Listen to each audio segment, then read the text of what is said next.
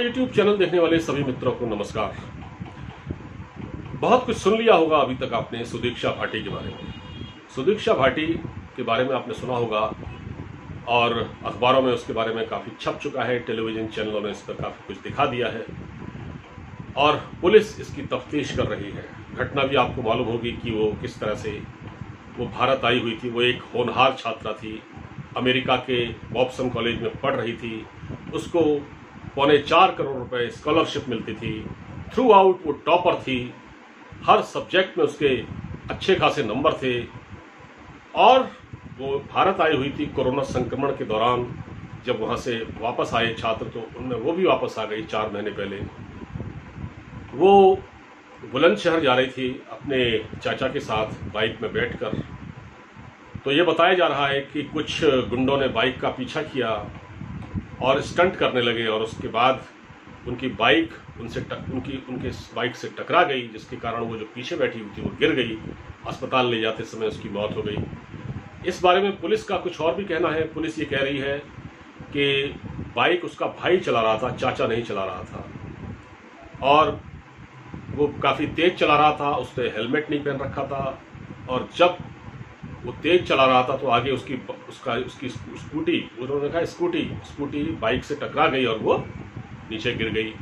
दोनों थ्योरियों में काफ़ी फर्क है।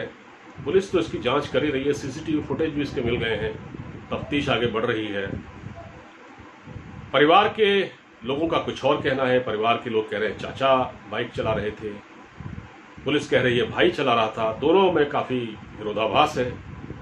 असल सच्चाई तो जांच के बाद सामने आएगी, मगर सवाल यह है कि इतनी होनहार छात्रा भारत आई हुई थी और अमेरिका में वो सुरक्षित थी। अमेरिका में वो रह रही थी और अमेरिका में वो सुरक्षित थी और शायद अगर वो अमेरिका से वापस ना आती तो उसकी इस तरह से मौत भी न हुई होती, क्योंकि मैं दावे के साथ कह सकता हूं कि अमेरिका में वो सुरक्षित रहती। यहां वो आई और उसको अपनी जान से हाथ धोना पड़ा। इसकी साफ वजह यह है कि अमेरिका जैसे देशों में, इंग्लैंड जैसे देशों में जो छात्र हैं या बच्चे जो है वो राष्ट्र की संपत्ति माने जाते हैं। उनको राष्ट्र की संपत्ति के तौर पर देखा जाता है, इसलिए उनकी हर चीज़ पर बहुत ध्यान दिया जाता है। उनकी सेहत हो, उनकी पढ़ाई हो, सब पर बहुत ध्यान दिया जाता है। हमारे यहाँ की जैसी स्थिति नहीं है। हमारा देश ऐसा है जहाँ लॉ एंड ऑर्डर की विकट समस्या है। खासतौर से उत्तर प्रदेश जैसे राज्य में लॉ एंड ऑर्डर की समस्या लगातार खराब हो रही है। उत्तर प्रदेश की सरकार पर कई सवाल भी उठ रहे हैं। पिछले दिनों कई घटनाएं ऐसी हुई हैं कि जिसको लेकर वाकई चिंता होती है।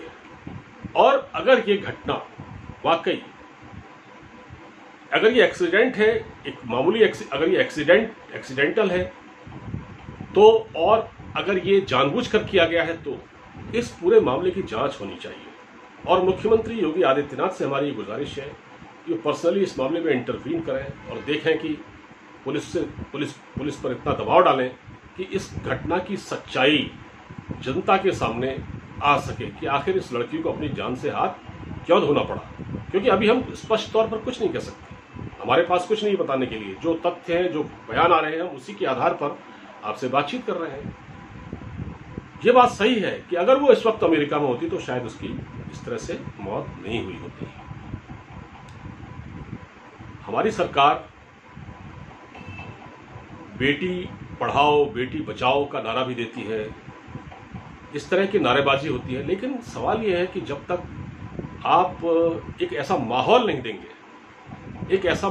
देंगे तब तक हमारे यहाँ लड़कियां, बेटियां और महिलाएं महफूज कैसे रहेंगी। ये तो, अगर ये लॉ एंड ऑर्डर से जुड़ा हुआ मामला है, अगर ये जानबूझकर किया गया है, बदमाशी की गई है, तो जाहिर है ये लॉ एंड ऑर्डर से जुड़ी घटना है और हमारी सरकार को इस बारे में सोचना चाहिए। हमारे प्रधानमंत्री जी ने भी बेटियों के बारे में बड़ी अच्छी बातें कही हैं। बेटियों को पढ़ाना चाहिए, बेटियों को आगे बढ़ाना चाहिए। लेकिन अगर इसी तरह हमारे यहाँ लड़कियां या महिलाएं गैर महफूज रहीं, असुरक्षित रहीं, तो ये कैसे काम चलेगा। मुझे लगता है कि इसमें पर्सनली मुख्यमंत्री योगी आदित्यनाथ को विशेष पहल करने की ज़रूरत है, क्योंकि ये जो लड़की जिसकी मौत हुई है कोई ये मामूली बात नहीं है। कल को ये लड़की कोई बहुत बड़ी साइंटिस्ट हो सकती थी ये देश का नाम रोशन कर रही थी और इस तरह उसको अपनी जान से हाथ धोना पड़ा, जिसके आज चर्चे हैं पूरे देश में। और खासतौर से ये घटना उस राज्य में हुई है जहां कानून व्यवस्था की स्थिति पर लगातार सवाल उठ रहे हैं। तो जरूर इस पूरे मामले पर बिल्कुल सख्त से सख्त कार्रवाई होनी चाहिए। पुलिस को आदेश देना चाहिए कि पूरी ईमानदारी बरती जाए, किसी को इसमें बचाने की कोशिश नहीं की जानी चाहिए, ताकि दूध का दूध और पानी का पानी साफ हो सके। क्योंकि अपने आप में ये उत्तर प्रदेश पुलिस पर भी एक सवाल है, उत्तर प्रदेश की कानून व्यवस्था पर भी एक सवाल है, योगी आदित्यनाथ की सरकार पर भी ये सवाल है कि आखिर इस तरह की घटनाएं क्यों हो रही हैं। इनको रोका जाना बहुत बहुत ही जरूरी है। फिलहाल इस वीडियो में इतना ही। अब मुझे इजाजत दीजिए, अपना ख्याल रखिए, नमस्कार।